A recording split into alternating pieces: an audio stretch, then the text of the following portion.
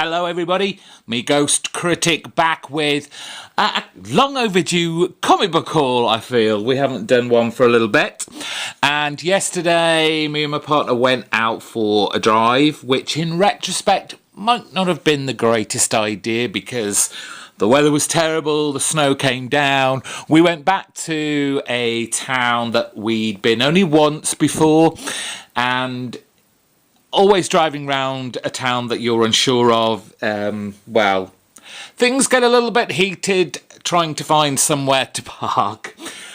So anyway, we did get there, and I went back to King Street Toys and Collectibles, I think the place is called.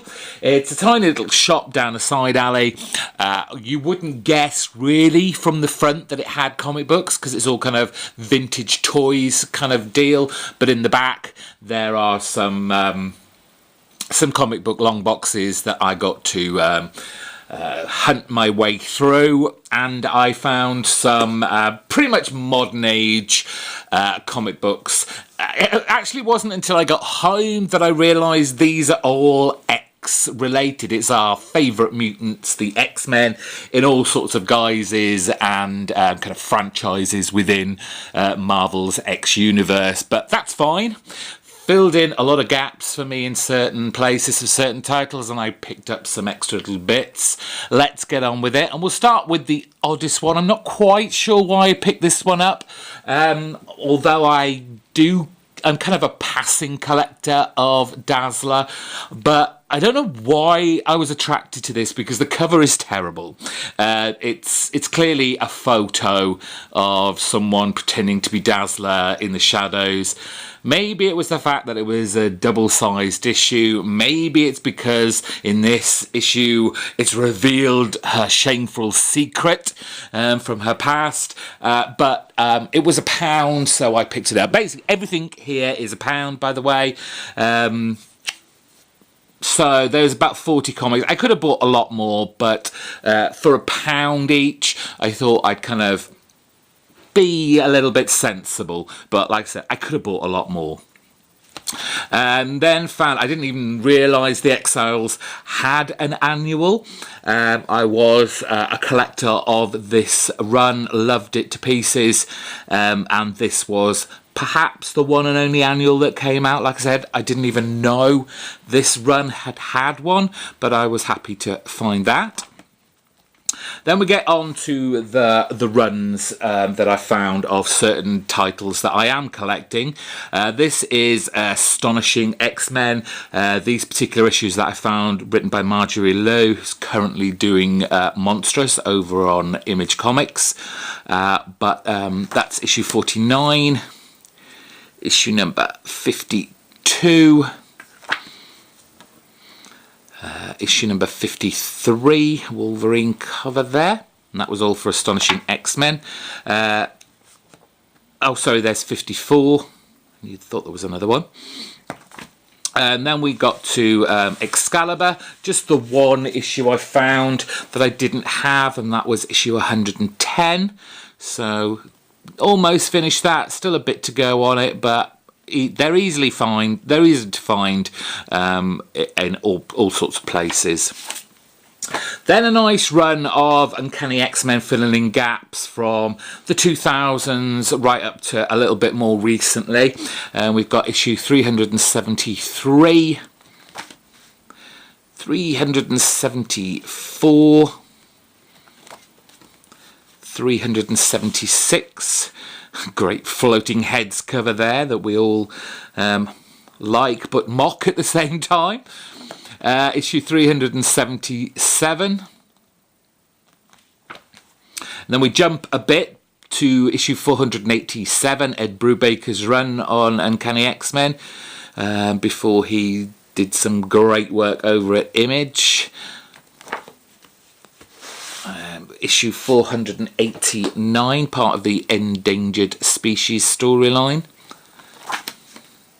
Issue 495.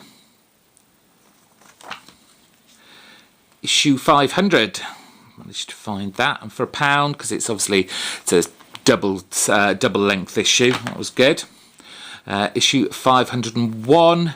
Again, Brubaker, Malfunction on here. The only kind of downside to this run really is we've got Greg Land on art, so it's all a bit Photoshop realness that is a little bit, well, not to my taste, let's put it that way.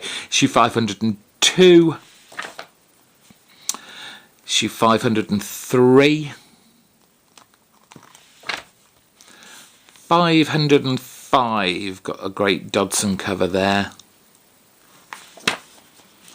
506,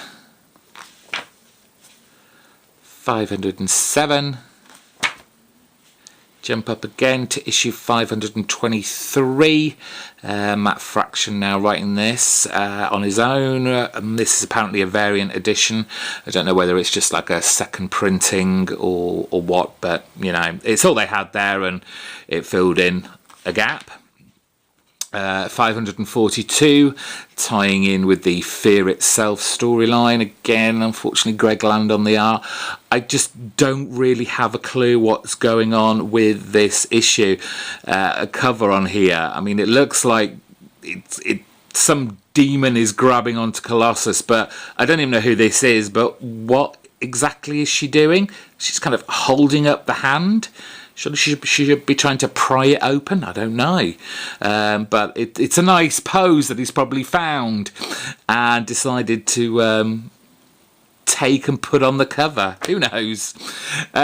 We have got issue 543.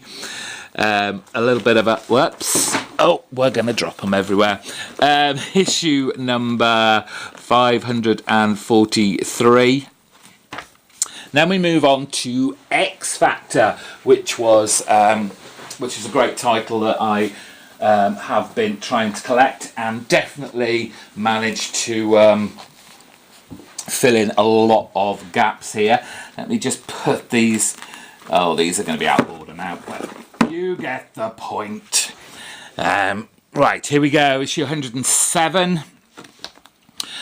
Guido versus the Blob. Issue 118, issue 119, 120, 121, yes, 131, 122, sorry, I have mixed them up a little bit, but you get the idea. X Factor was one of those comics that certainly changed its direction over its run so many times, and was particularly kind of indicative of when it came out, the style it took. Issue 123, 124, somehow fitting in with the Onslaught. Here we go again. Sorry, Onslaught storyline that's been going on. Let me hold these, might be a bit better. Issue 126. We can all still see those properly. 138. Bit of Omega Red and Sabretooth action there. That's better. Issue 142, 144, 145. Oh, these covers. 146 with the return of Multiple Man. And the final issue of X Factor, issue 149. So yes, they're my pickups from the comic book haul from Wolverhampton. Nice little run of X titles going on there. Thank you for watching. I hope you enjoyed that little look at my comic book haul for this month. Hopefully I'll be able to find some cheap back issues in the coming weeks, and I'll be there to show them off yet again. Thank you for watching.